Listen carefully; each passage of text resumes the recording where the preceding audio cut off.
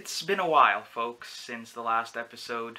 New Jersey is finally getting out of the shelter-in-place directive as coronavirus cases continue to decline. In fact, this past Sunday I was able to attend church services for the first time in almost 3 months. In New Jersey, the rule is 50 people or 25% capacity, whichever is less. And 2/3 of the seating in my church was roped off, and at the end of each service, parishioners had to wipe down all of the seats with disinfectant wipes that are in a Ziploc bag taped to each pew. It's going to be interesting to see how this is going to progress throughout the summer. I wouldn't be surprised one bit if this remains the standard throughout the rest of the year. Remember, this upcoming cold and flu season is going to be the real test. But practically everyone around the nation has opened up. Georgia is roughly just about a little over a month into opening up with no serious issues. However, recently the media is reporting not a terribly huge spike, but a spike nevertheless in new coronavirus cases. This comes after the last several days featured plenty of second-guessing from the world's top scientists and doctors about how lethal the COVID-19 really is. A few months ago, the reaction to the coronavirus was of doom and gloom. And it was. But not because of the virus itself, but because of the lockdown. And I'll get into more detail in just a moment about the lockdowns. Now, there is word that this virus is less deadly than previously thought. Well, whoop-de-doo, what a surprise there. It's not like most of us didn't see this coming. And to add more twists and turns to this ever-evolving plot twist, there's reports coming out that China could have been battling the coronavirus months before the actual report of the breakout went public. Yeah, so while we were celebrating Halloween, the COVID-19 virus was already rampaging in China. Probably. Then there's also the possibility that the virus had already been making its rounds in America around New Year's. If you factor in these two crucial pieces of information, then the worst of the virus in March and April, with the hospitals getting overwhelmed, was 5, maybe 6 months in the making, as opposed to 2 to 3 months. And that's a huge difference. It says a lot about the rate of transmission. It also says a lot about the number of people who probably have the antibody already. Now, 2 particular flu pandemics that has been highlighted in recent months was the flu pandemics of 1957 and 1968. Never heard of them, or never heard of them prior to this pandemic? Well, neither did I until I saw the stories come out. In fact, it was one of those obscured pandemics because, frankly, people really didn't, I wouldn't say they didn't care so much for it, but they didn't make a big deal out of it as it was today. Media wasn't what it was back then, and many people relied on the one TV they had in their house with CBS, NBC, or ABC as their primary channels. We had the radio and, of course, the newspaper. So times were different back then compared to today. Today, obviously, with more media coverage, there's a lot more information that can be spread out.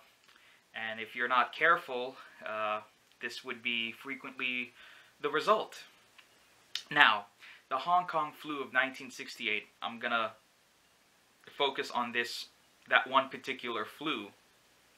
The 1968 Hong Kong flu was caused by a genetic mutation of the H3N2 strain, and it made it a novel virus at the time. It was first reported that flu was going around in July of '68 in Hong Kong. And by September, the flu had already reached mainland USA, but didn't become widespread in the country until 3 months later in December. By the end of the pandemic in 1970, between 1 to 4 million people worldwide succumbed to the virus, with just about around 100,000 in the US alone. Now, here's a fun fact for you. Woodstock occurred in the midst of that pandemic, and clearly, from seeing the pictures, there were no social distancing directives. But let's think about this for a second. 1 to 4 million people worldwide died from the flu, 100,000 in America alone. But 50 years ago, the global population was way lower than it is today. Back in 1969, it was roughly 3.608 billion. That's 3,608,000,000 people. And today, we have about 7.8 billion. So if we were to adjust the numbers for inflation, right? Inflation, like prices inflate, so did our global population in the last 50 years. So adjusted for inflation, this coronavirus would need to kill roughly 2.2 million to 8.5 million if it wants to overtake the Hong Kong flu in terms of the death rate, the percentage of people who passed away from the Hong Kong flu, right? 2.2 to 8.5 million in today's numbers.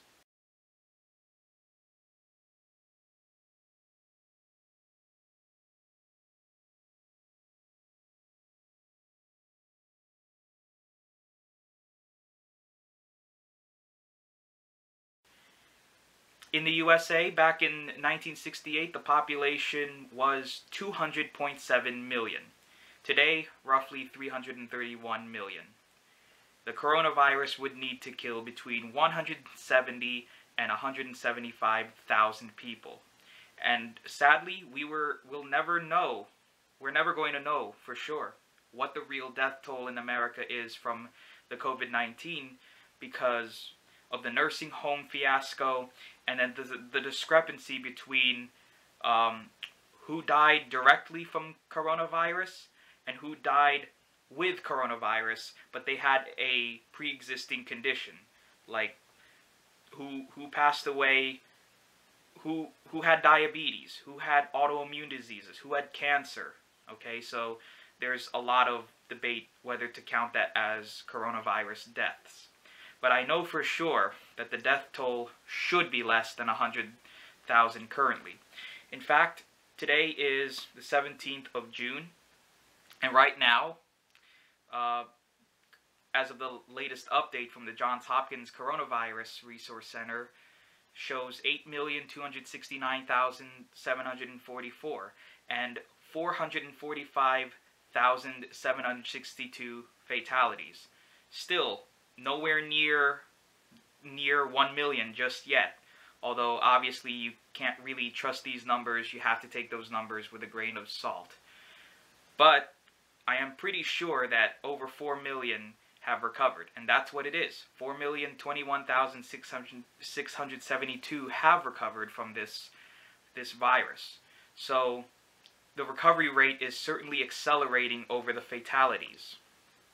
Okay? So the moral of the story is, don't worry. Okay? Nothing to worry about. I mean, at least overly worry, as in panicking and just staying at home for forever.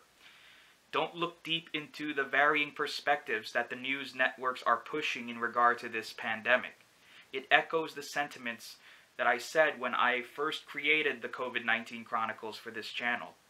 The fear-mongering that is being done to make people scared to go outside, believing that we're never going to high-five and hug people again, and that we're going to wear masks and social distance forever. Oh, please. No, not in a million years. Because by submitting to the fear, you allow the virus, an organism that doesn't make its own decisions, to win. And with all this unrest going on elsewhere in the country, it's as if we're living in 3 different plot lines of the Twilight Zone simultaneously. This pandemic will go down as one of the worst in the last 150 years, not because of the virus and its effects, but because of the irresponsible and incompetent decisions that were made, that were only exacerbated by certain networks wanting to cash in on the fear factor. We're going to remember the ramifications of locking down, relying on remote learning, and the finger pointing than we would of the actual virus. If you have dismissed everything that I've said up until this point, at least listen to this. If biology teaches us anything, it's that as long as any living thing has DNA, it will mutate at some point. Viruses are going to continue to mutate, and we as humans will continue to evolve over the next several millennia. When a novel virus enters, of course we cannot treat it lightly. The symptoms can be bad, and sadly not everyone will survive because our bodies aren't used to it yet. But over the course of time, we adapt to it, whether through exposure or vaccine, and the next generation of people will be biologically stronger because of it. Yes, I am referring to the ever-controversial idea of herd immunity.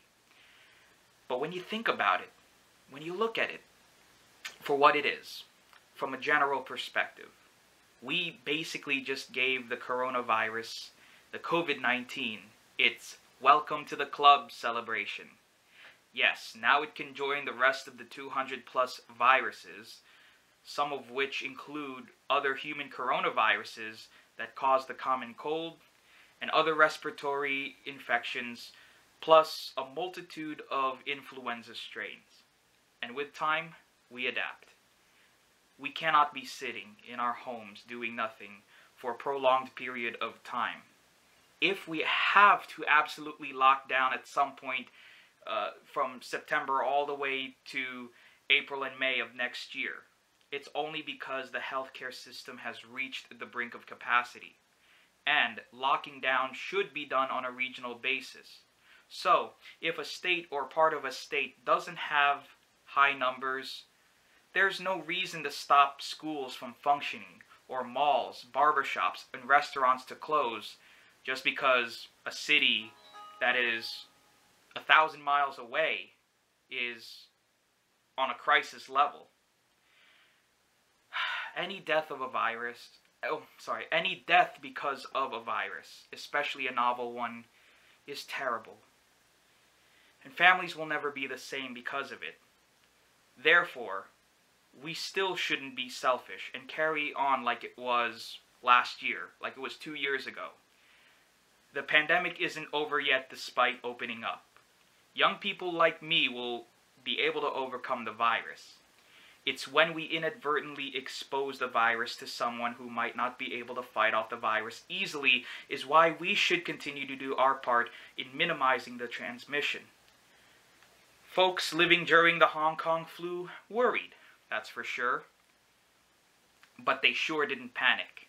They wore masks and practiced social distancing. But they still carried on with restrictions, and they came out fine. At the end of the day, whether we'll get a true second wave or not, the COVID-19 virus will be no deadlier than the forgotten Hong Kong flu. We'll be fine. If you don't believe what you always see on the news networks, you'll realize that there was never any reason to see the COVID-19 as the apocalypse. It's just like the saying goes, does the punishment fit the crime? Well, does the panic fit the nature of what this virus can do? Are you going to learn to live with it? Or are you going to hunker down in your home for the next 8, 9, 10 months? So think on it. In the meantime, I've said this in a lot of my other videos, but once again, big thank yous to our medical personnel, from paramedics to doctors to nurses, who have had to deal with all the severe cases of COVID-19. One of my cousins who lives up northern part of the state, she's a nurse and did test positive for coronavirus back in April, but thankfully she is doing much better. So to all the first responders and again to all the medical personnel, okay, thank you for being such wonderful heroes.